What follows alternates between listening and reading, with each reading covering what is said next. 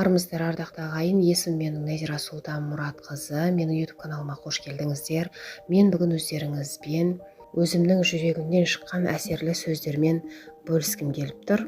Жалпы өлең деп айтсаңыздар да болады, тек қана жай қара сөз деп қабылдасаңыздар да болады, жүректен шыққан лебіз деп қабылдасаңыздар да болады. Бұл енді сіздердің өздеріңіздің еріктеріңізде.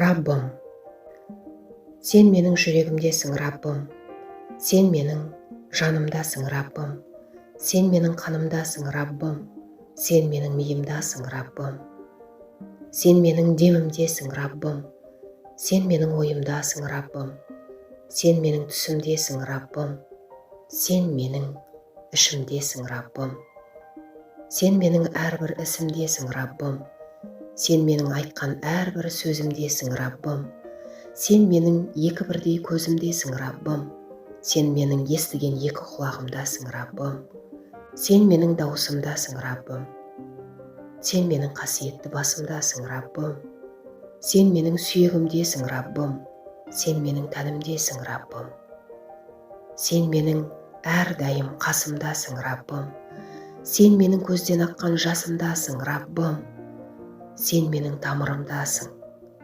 сен менің әр басқан қадамымдасың, Раббым, сен менің қаққан кірпігімдесің, сен менің денемнің әрбір бөлшегіндесің, Раббым, сен менің өмірімдесің, сен менің көңілімдесің, Раббым.